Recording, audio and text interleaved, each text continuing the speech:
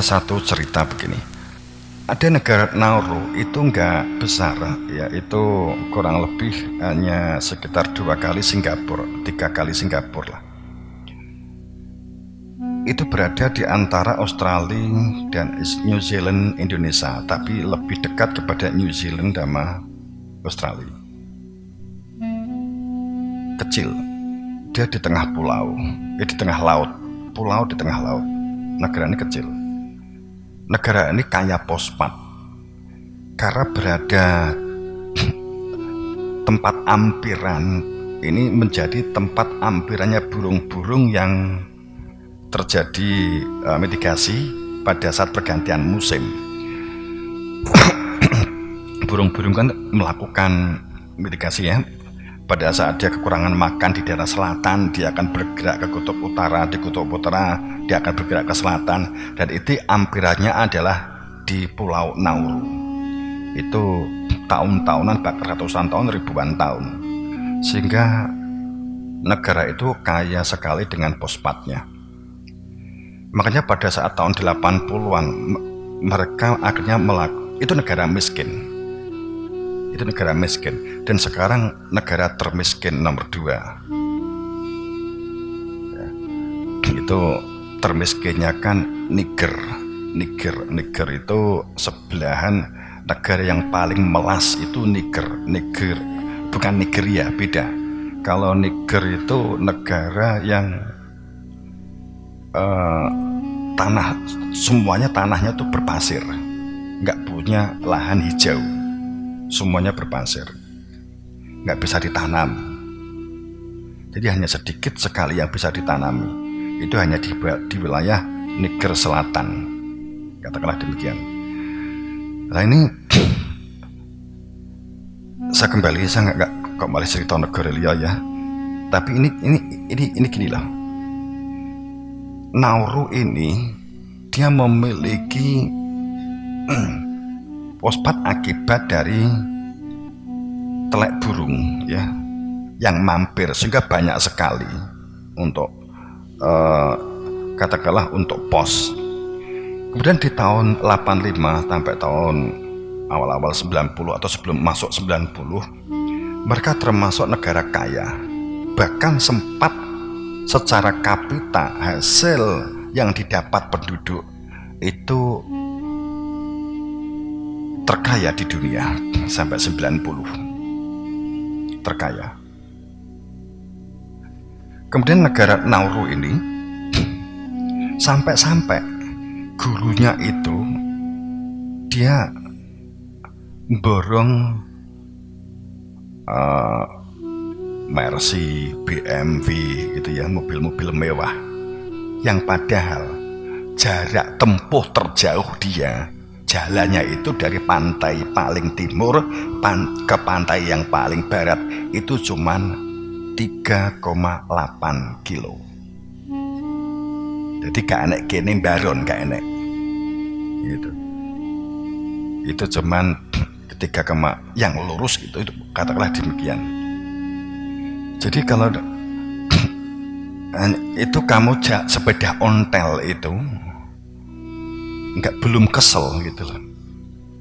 Tapi di sana mobil di tahun 80-90 itu luar biasa. Sebelum melakukan penambangan fosfat, mereka orangnya kurus-kurus, hitam, cenderung ke arah aborigin, hitam ya. Itu tapi hitamnya sebenarnya hitam manis. Kalau melihat kan ada manisnya, ada cantik begitu ya. Kemudian pada saat di tahun 80-an 90, negara Nauru ini setelah dia besar-besaran melakukan trading, melakukan penambangan, tiba-tiba penduduknya itu menjadi meledak. Yang bobotnya rata-rata itu kalau tingginya katakanlah tinggi 170 itu bobot 70 begitu ya. Itu tiba-tiba bobotnya 120, 100. Jadi mereka sehingga penduduk itu hampir semuanya obesitas. kegemukan. Jadi penduduknya malah semuanya ginuk-ginuk. Jadi mereka tidak siap. Dan sekarang anak turunnya juga menjadi gemuk, wes miskin cik gemuk gitu loh. Mereka tidak memiliki perspektif, kemampuan merencanakan apa yang harus dilakukan pada saat mereka masih memiliki kekayaan dan tidak pernah berpikir generasi setelah dia dan generasi seterusnya seperti apa. Saat ini habis, apa yang harus dipersiapkan, teknologi apa yang harus dikembangkan, dan apa yang dapat bertahan supaya negara ini tetap eksis, itu tidak pernah terfikirkan oleh pemerintahnya. Mereka hanya butuhnya pada saat ini ya saat ini, nanti ya nanti.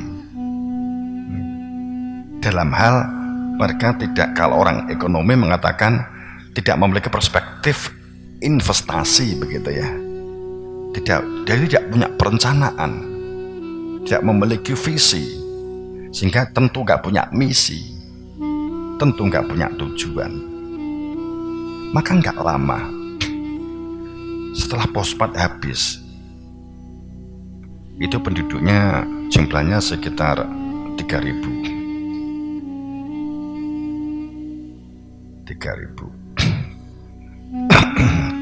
Jadi sekarang menjadi negara termiskin. Jadi setelah tahu-tahu miskin, setelah mereka merasa miskin, ternyata mereka kaget sendiri. Loh, kok penduduk saya nggak ada yang memiliki skill sama sekali, nggak ada yang terampil sama sekali. Akhirnya untuk menghidupkan negaranya kembali itu dengan berbagai cara. Pariwisata bebas, pariwisata telanjang, pariwisata, pokoknya untuk menarik itu dengan berbagai cara. Penduduknya dipacai sedemikian rupa supaya orang luar mau datang. Iki loh, aku duwe gadis-gadis. Ya mungkin kan yang gelem ya ireng-ireng. Mungkin bisa jadi. Sesal kemudian akhirnya tak. Nah itu kan satu gambaran sebuah negara. Bukan negara. Ada itu sekilas cerita. Tapi ini kan bisa kita ambil hikmahnya gitu ya. Bahwa pada saat kita terjadi daya tarik dan daya tolak, itu sesungguhnya supaya kita mengetahui hikmah daya tarik dan daya tolak itu, supaya kita, Allah telah membekali akal pikiran ini supaya dapat sinkron.